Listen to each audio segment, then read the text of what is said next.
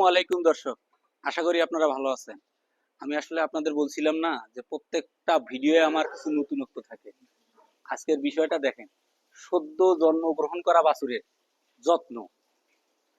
আপনারা গরু লালন পালন করবেন না? তাহলে গরু লালন পালন করতে এই কাজটা অবশ্যই করতে হবে। আসো, এই যে আপনাদের ভিডিওর মাধ্যমে দেখানোর চেষ্টা করছি, এই যে কিছু বাছুর, এখানে 4টা বাছুর দেখাচ্ছি। এই যে 4টা বাছুর, 1 বাছুর, 2 বাছুর, 3 বাছুর, 4 বাছুর। এই সদ্য জন্মগ্রহণ করা বাছুরের যে একটা যত্ন আছে, আলাদা পরিচর্যা আছে, সেই পরিচর্যার বিষয়টা আপনারা জানেন? দেখেন, এটা দেখো, এই যে বাছুর, বাছুরটার কি স্বাস্থ্য খারাপ? বাছুরটার স্বাস্থ্য খারাপ না, এটা গত 2 দিন হলো দিছে বাচ্চা। মানে এই বাচ্চা যে জন্মগ্রহণ করার ফলে যে বাছুরের মায়ের শাল দুধ খাওয়ানো, এটা খুবই গুরুত্বপূর্ণ কাজ।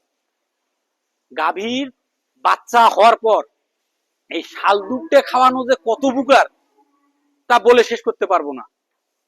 শাল দুধ খাওয়াইলে বাছুরের ইমিউনিটি শক্তি বাড়ে, রোগ প্রতিরোধ ক্ষমতা বৃদ্ধি পায়, এবং বাছুরের যে বাসস্থানের কথা কিন্তু এর আগে আমি কয়েকবার ভিডিওতে বলছি। বাছুরের যে বাসস্থানের কথাটা যদি বলি, এটার নাম হচ্ছে কাপবেড।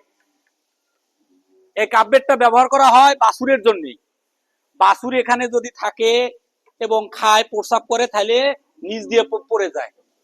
এটা কিন্তু বাজারে পাওয়া যায় কাপবেড। ঠিক আছে, আরেকটা বাছুর দেখাচ্ছি, আসেন।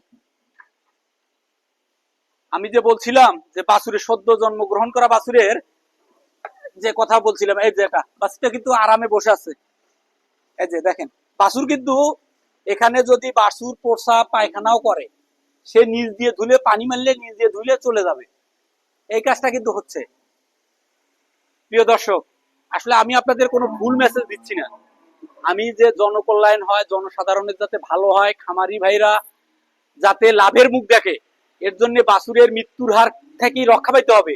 সেই রক্ষা পাওয়ার জন্য আমাদের কিছু এই কাজগুলা বাধ্যতামূলক করা দরকার। খালি আপনি মনে করেন যে বাছুরের গাভী থেকে দুধ নিলেন, বাছুরকে খাওয়াইলেন না, এমন কাজ করা যাবে না।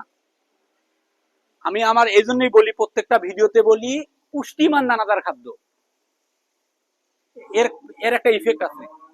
পুষ্টিকর দানাদার খাদ্য ও পর্যাপ্ত পরিমাণ কাঁচা ঘাস খাওয়াইলে কি হবে? মা ভালো থাকবে, মানে গাভী ভালো থাকবে। গাভী ভালো থাকলে তার বাচ্চা 100% ভালো হবে। আর সেই বাচ্চা জন্মগ্রহণ করার পর, সেই দেখেন এখানে কোনো মশা মাছি নোংরা পরিবেশ আছে কি? আরো দেখাই, আমার মনে হয় নোংরা পরিবেশ নাই। দেখেন এই বাছুরটা গত 8 দিন আগে হচ্ছে। ঠিক আছে, এই যে বাছুরটা দেখেন, বাছুরটা কান, চোখ, মুখ একদম ফ্রেশ এবং সতেজ। এজন্যই বলি, খামার করার আগে অবশ্যই আপনাকে গুড প্ল্যানিং থাকতে হবে। গুড প্ল্যানিংটাও যদি আপনারা এই কাজটা করেন, তাহলে ইনশাল্লাহ খামার করে লস করার কোনো বুদ্ধি নাই, খামার করে লাভ হবে। এর এর এই কথাটা কিন্তু আমি বারবার বলছি যে খামার করে লাভ হবেই। আরো কিছু বাছুর দেখাই, এই বাছুরটা দিয়েও আপনাদের একটা ভিডিও আমি দিছিলাম। দেখেন বাছুরটা দেখেন, সদ্য জন্মগ্রহণ করা বাছুরের এই যত্নগুলো আপনাদের কন্টিনিউ করতে হবে। এর খালি খাওয়াইলে হবে না রে বাবা। খাওয়াই কি করবেন? বাছুরের খাওয়ানোর পাশাপাশি তার যে পরিচর্যা, এই পরিচর্যার মাধ্যমে আপনি রোগ ব্যাধি কমাইতে পারেন। ঠিক আছে, আমার এই ভিডিওটা যদি আপনাদের ভালো লাগে, লাইক কমেন্ট শেয়ার করেন।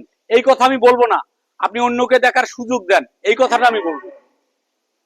ওকে, আল্লাহ হাফেজ।